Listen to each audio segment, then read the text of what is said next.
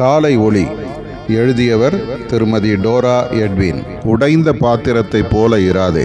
பல காரியங்களை நீ உன் உள்ளத்தில் மறைத்து வைக்க வேண்டும்.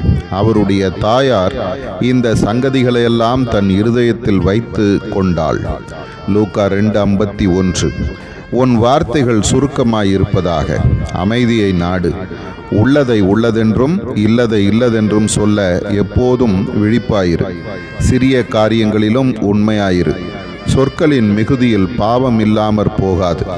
யாரிடம் எதை எப்படி ஏன் பேசுகிறேன் என்று ஆராய்ந்து பேசு. ஆவியானவர் உன் நாவை கட்டுப்படுத்த வேண்டிக்கொள்.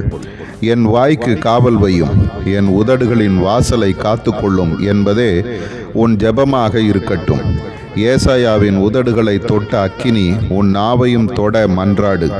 உன் வார்த்தைகள் என் வார்த்தைகளோடு ஒத்துப்போகட்டும். பிறர் காயங்களை ஆற்றட்டும். அன்பும் கரிசனையும் நிறைந்த வார்த்தைகள் புண்பட்ட இருதயங்களை திறக்கும் சாவிகள் என்பதை நினைவுபடுத்திக்கொள். கடினமாக பிறரை குற்றப்படுத்தக்கூடிய வார்த்தைகள் தவிர்க்கப்பட வேண்டும். என் ஆவியின் அபிஷேகத்தால் நிறைந்திரு.